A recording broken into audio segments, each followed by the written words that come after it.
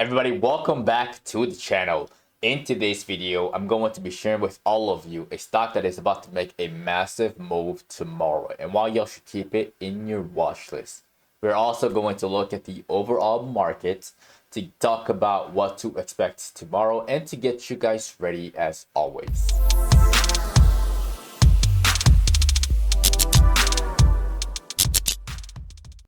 Alright, y'all, let's dive right into the charts right off the bat. We got QQQ once again. Today it performed in a way that I wasn't expecting at all. Like, I didn't think we were going to open up positive today. This caught me off guard. And honestly, I didn't like it at all. I didn't like it at all. I hate it when structures look clean and then they get sloppy later on. This is sloppy right here. All right. Ultimately, the way it looks right now is still bearish. It's still bearish. We failed to close above it, and we're looking kind of weak right now. The daily chart also is struggling. Yeah, the daily chart is also struggling. It's not out of the woods yet. The gap at the bottom is still there. A lot of tech stocks are still extremely overbought. Like, they're very overvalued. So I'm not gonna change my stance on the overall market. I'm still bearish. I still think that tomorrow we fall. I really do. All right. We're going to look at the SPY. That way we can discuss what happened with that one. Now, this is the SPY. And the SPY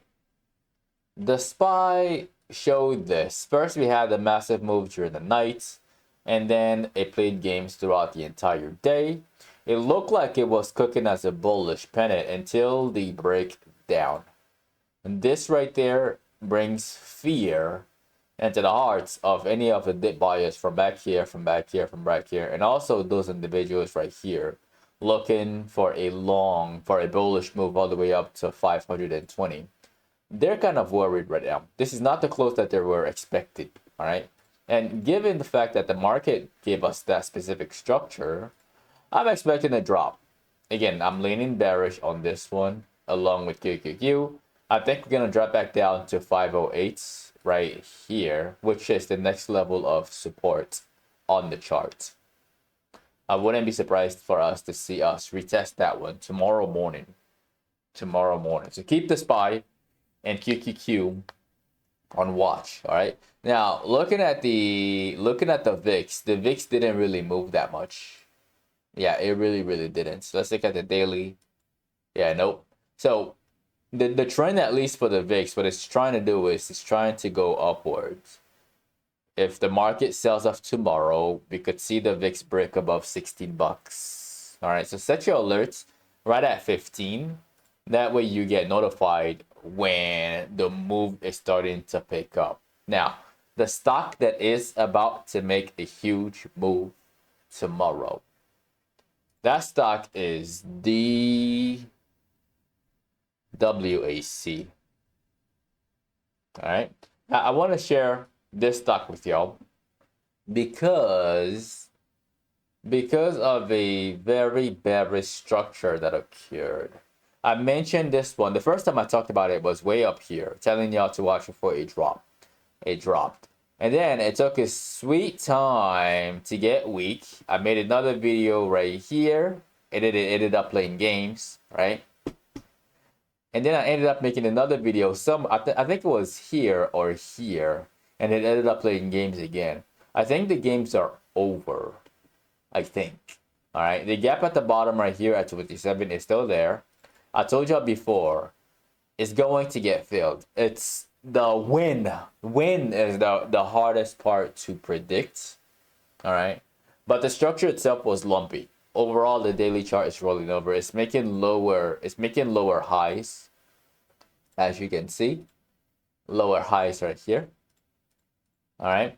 And now if you look at the 4-hour and we zoom into just this section right here, what we can see is a descending triangle on the chart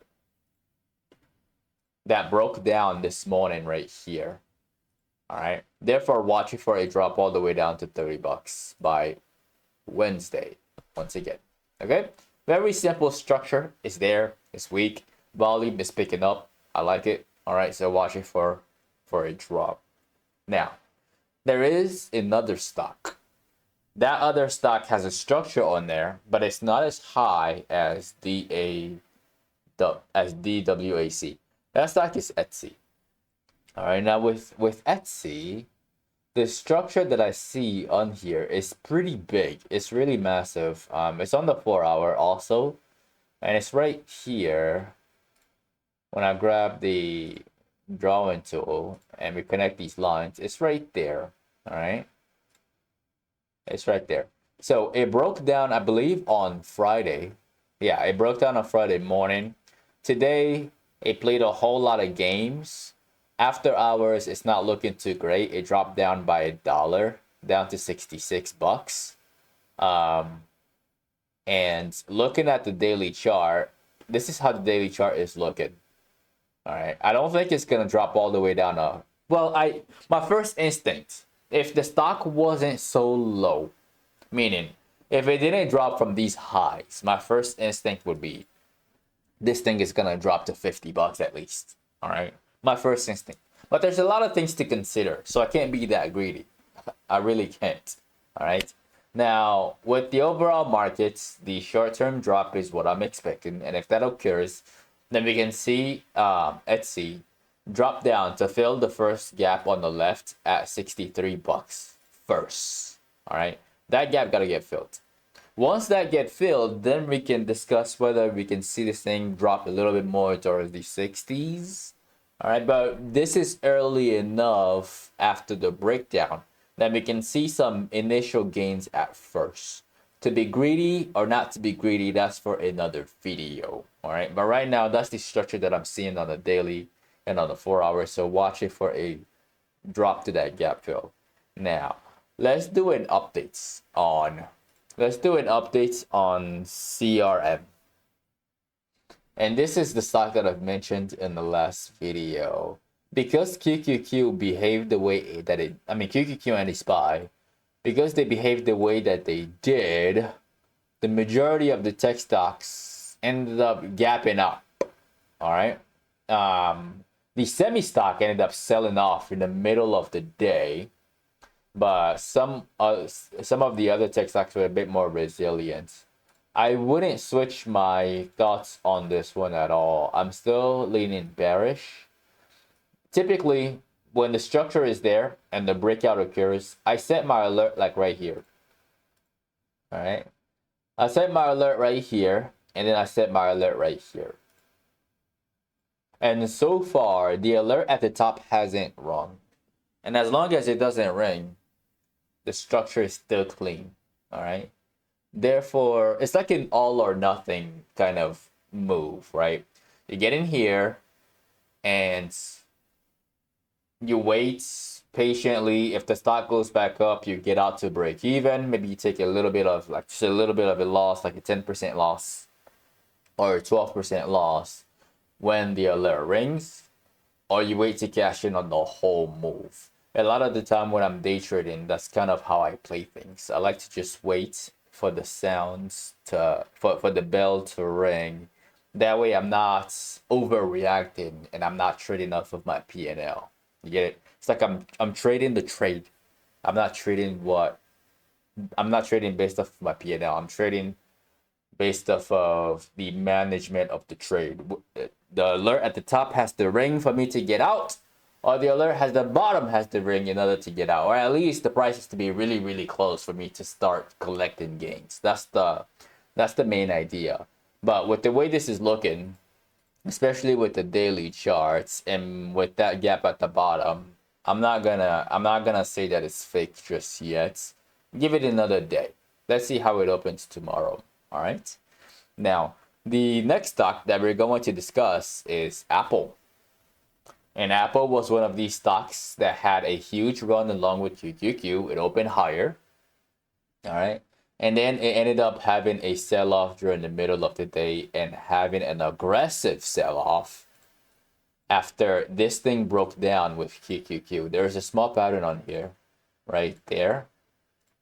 And it broke down at like at 250, right? When in the last 10 minutes of market hours. It's not a great sign, especially for tomorrow. 165 is still a target. 160, more like 164. More like 164. It's still a possibility, I think. It's still a possibility, I think. All right. The other stock that I'm kind of leaning bearish after this move up like that stock is Google. And Google took care of business first. Google took care of that, which makes me more enthusiastic about the drop. It left and finished business down here all the way down to 42. So what I want y'all to do is very, very simple. I want y'all to set an alert right at 147.25. More, okay, maybe just 127. All right. And then you're going to click create and you're going to wait for that bell to ring. When that bell rings, all of these dip buyers are already terrified. They're petrified about tomorrow. They're not excited at all, right? They were expecting to move up to 154. If we didn't see that happen, the stock rolled over and then traded downwards throughout the remainder of the day. It just faded throughout the remainder of the day. So if it opens up lower, they're gonna panic some more, and that gap at the bottom is gonna get taken care of. So that's my honest thoughts on all of these stocks, and that is the end of the video. Do not forget to annihilate the like button as always. Remember, I make these videos from Sunday to Thursday at exactly 10 p.m. Central Time. So definitely click on that subscribe button and click on the notification bell. That way YouTube notifies you whenever I release these videos. If you'd like to be part of a private Discord community where you can get all of this information in real time as I see them, along with the trades that I take, and most importantly, the reason why I take the trades that I take. That way you can get to learn along the way. You can find that as the first link in the description of the video below. Don't forget to follow me on social media at Paul and Gumoy and at Patternology Lab on Instagram and on X. And lastly, to get some free stocks with Webull, you can use the third link in the description of the video below. Once again, ladies and gentlemen, this is Patternology Lab, where we trade patterns and patterns only. And I will see all of you in tomorrow night's video.